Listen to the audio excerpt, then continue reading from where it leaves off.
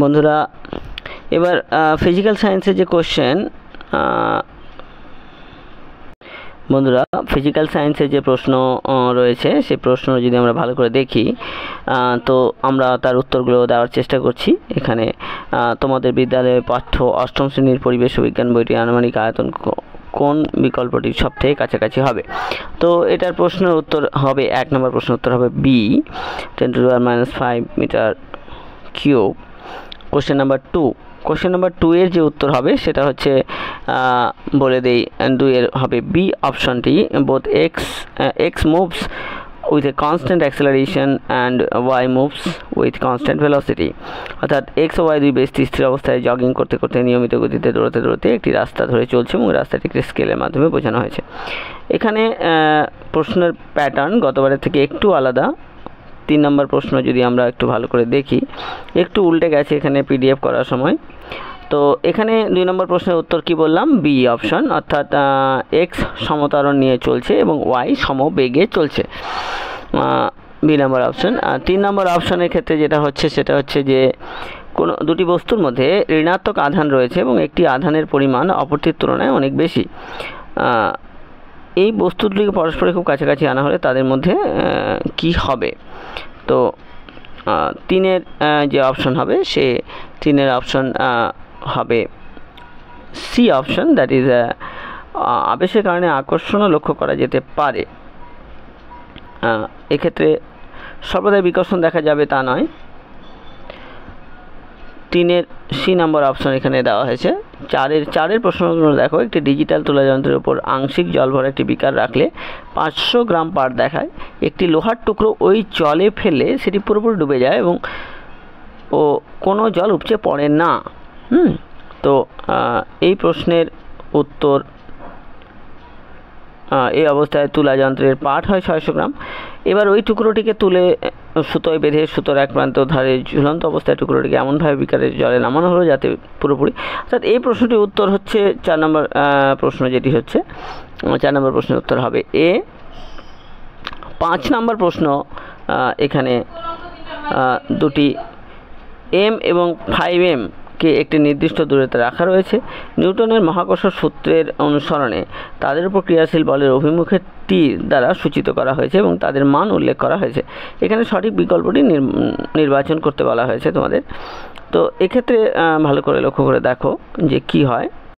তো এই প্রশ্নটির উত্তর যা হবে সেটি হচ্ছে 5 নম্বর প্রশ্নটি। 5 নম্বর অপশন হবে সি, অর্থাৎ দুটো এফ বল দ্বারা টানছে। এবার 6 নম্বর অপশনে যাও, a body has a temperature C in Celsius scale and F in Fahrenheit scale.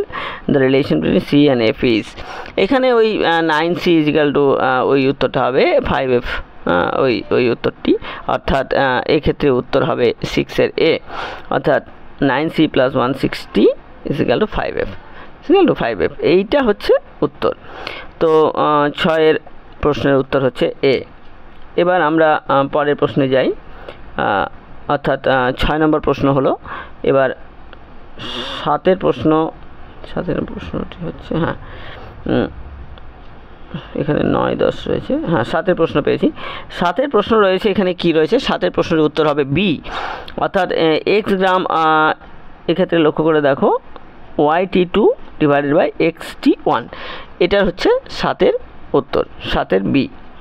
আচ্ছা, 8-এর এ নাম্বার উত্তর, a ray of light is incident on a plane of mirror normally the angle of reflection in this case will be. ঠিক আছে, এখানে হচ্ছে 8-এর A number option, 0 degree. একটি আলোকরশ্মির একটি সমতল আয়নায় অবিলম্ব ভয়া পতিত হলো, এক্ষেত্রে প্রতিফলন করে মান কত হবে। তো তোমরা এটা খুব ভালোভাবে জানো, যদি অ্যাঙ্গেল না হয় তো প্রতিফলন হবে কি করে, যেদিক থেকে যাবে সে থেকে বেরিয়ে আসবে। আচ্ছা, 8-এর এ। এবার আসছে 9। 9-এর প্রশ্নটা, এখানে একটা চিত্র দেখতে পাচ্ছি। তো চিত্রে একটা মানুষ রয়েছে, তার বিভিন্ন অ্যাঙ্গেল করা আছে। এক ব্যক্তি ছবিতে যেভাবে দাঁড়ানো আছে এমনভাবে দুটি আয়না, যে 1 আর 2-এর সামনে দাঁড়ানো আছে, আয়না দুটি পরস্পরের সাথে সমকোণে রয়েছে। এবার এখান থেকে যে প্রশ্ন জিজ্ঞাসা করেছে যে কোনটা অপশন হবে। এই প্রতিবিম্ব 1 নং আয়নায় তৈরি হলো, এরপর এই প্রতিবিম্ব 2 নং আয়নায় প্রতিফলিত হলো। এটা আমরা হামেশাই দেখি, নিজেরাও ট্রাই করি। চূড়ান্ত প্রতিবিম্বটি ব্যক্তি যেরকম দেখাবেন তা হলো কি। তো এক্ষেত্রে 9 নম্বর প্রশ্নের উত্তর হবে ডি। ঠিক আছে। আচ্ছা, এবার 10 নম্বর প্রশ্নে আসি। 10 নম্বর প্রশ্নের উত্তর কি বলছে যে একটি দণ্ডচুম্বকের জ্যামিতিক দৈর্ঘ্য নির্ণয় করতে হলে তার চৌম্বক দৈর্ঘ্যকে যে সংখ্যা দিয়ে গুণ করতে হবে তা হলো এক্ষেত্রে 10-এর উত্তর হবে বি 0.86। ঠিক আছে, 10। এবার 11 নম্বর প্রশ্নে আমরা আসবো। 11 নম্বর প্রশ্ন একটু পিডিএফ করার সময় গণ্ডগোল হয়েছে। 11 নম্বর প্রশ্ন এখানে পাওয়া গেছে।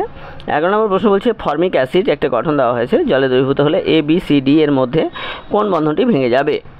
ঠিক আছে, এখানে 11 নম্বর প্রশ্নের উত্তর হবে এ, অর্থাৎ এ বন্ধনীটি, অর্থাৎ যে বন্ধনীটি অক্সিজেন ও হাইড্রোজেনের মাঝখানে আছে সেটি ভেঙে যাবে। কারণ অ্যাসিড আমরা জানি বিয়োজিত হয়, H+OH- আয়নের হাইড্রোজেনটা আউট হয়ে যায়।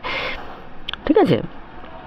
আচ্ছা, 12 নম্বর প্রশ্নের উত্তর হবে সি, অর্থাৎ নিম্নলিখিত যৌগগুলির কোন জোড়া একে অপরের সাথে বিক্রিয়া করলে প্রতিস্থাপন বিক্রিয়া ঘটে। সি নাম্বার উত্তর 12 উত্তর হবে সি। আচ্ছা, 13 অর্থাৎ সিইউ এবং AgNO3 দ্রবণ।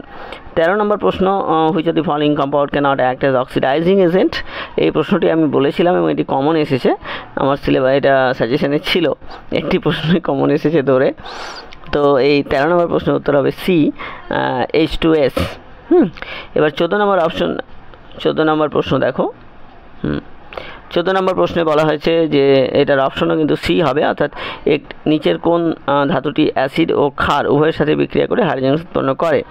তো 14 নম্বর প্রশ্নের উত্তর হবে সি, অ্যালুমিনিয়াম।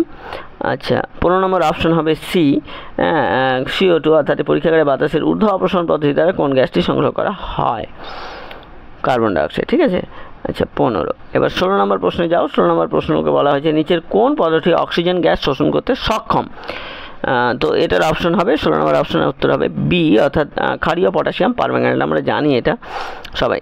17 প্রশ্নের উত্তর হবে বি, অর্থাৎ a metal M forms a cation with 3+ charge and formula of oxide of the metal of this will. আমরা জানি এই 17 হচ্ছে বি অপশনটি হবে 17 নম্বরের।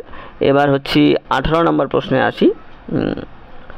18 নম্বর প্রশ্ন কি বলছে না, 18 নম্বর প্রশ্ন বলছে HCl আর CH3COOH অ্যাসিটিক অ্যাসিড এবং NOH একই মোলার গাঢ়তে জলীয় দ্রবণে পিএইচের সঠিক ক্রম কি হতে পারে। তো আমরা 18 নম্বর প্রশ্ন যদি দেখি ভালো করে তাহলে দেখবো এটার অপশন হচ্ছে সি, অর্থাৎ HCl অ্যাসিড, তার থেকে একটু মৃদু অ্যাসিড, তার থেকে ক্ষার। ঠিক আছে, 18। এবার 19 নম্বর অপশন কী আছে না,